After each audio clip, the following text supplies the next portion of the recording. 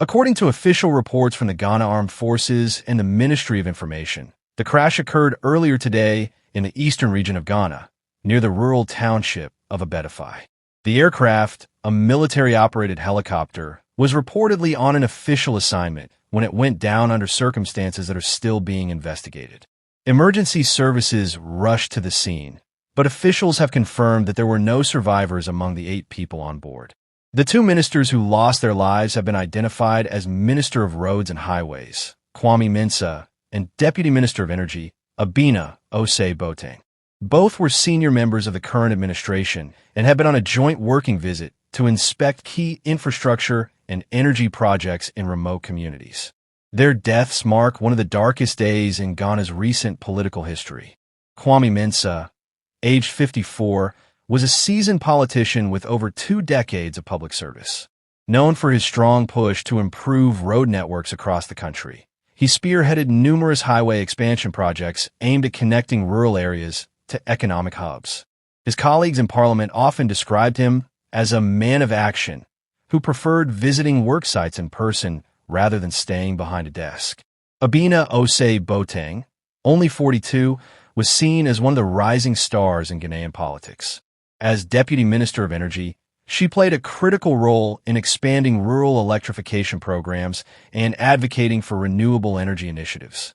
She was also known for her outspoken commitment to empowering young women in leadership. The helicopter crash has left their ministries in sudden disarray, with senior officials scrambling to assess ongoing projects and assign temporary leadership to critical roles. Government sources have told local media that President Nana Kwame Addo will be meeting with cabinet members tonight to discuss interim appointments and national mourning arrangements. Eyewitnesses in Abedify have described scenes of devastation. According to one resident, the helicopter appeared to be flying unusually low before disappearing behind a ridge and crashing in a wooded area. Another witness said they heard a loud explosion moments after the aircraft disappeared from view. Heavy smoke was seen rising from the crash site, and local farmers were among the first to arrive before rescue teams. Military officials say it is too early to determine the cause of the crash. The Ghana Air Force has launched a full investigation, with technical experts expected to examine the wreckage for clues. The aircraft's black box, a crucial piece of equipment that records flight data, has reportedly been recovered and will be sent to aviation analysts for review. This is not the first time Ghana has faced a military aviation tragedy. In past years, isolated incidents involving Air Force transport aircraft have raised questions about maintenance standards and operational safety.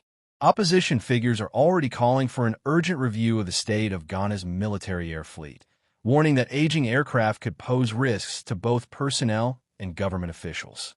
Meanwhile, public reaction has been one of overwhelming grief. Social media has been flooded with tributes, with hashtags like #GhanaMourns and #FarewellMinisters trending nationwide. Citizens have shared personal stories of meeting the 2 ministers, praising their humility and dedication to service. Churches and mosques across the country have begun holding special prayers for the victims and their families. International leaders have also expressed condolences. Messages of sympathy have poured in from across Africa, including from the presidents of Nigeria, Kenya, and South Africa. The African Union issued a statement describing the ministers as servants of their people and champions of Africa's development agenda.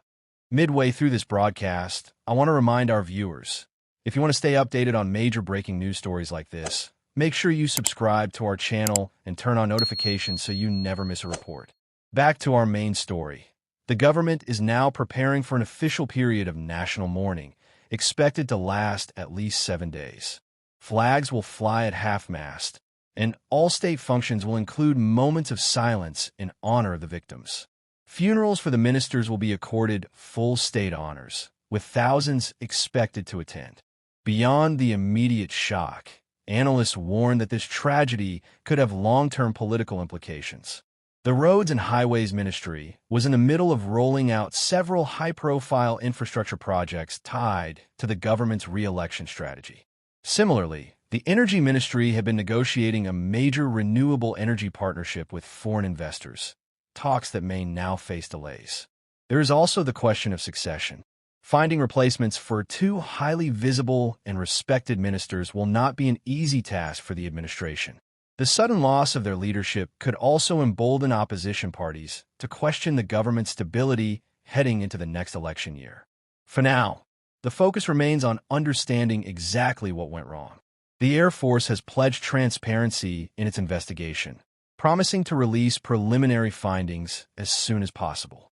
Aviation experts from outside Ghana may also be invited to assist, given the political sensitivity of the incident. As night falls over Ghana, the nation is united in grief and in a demand for answers.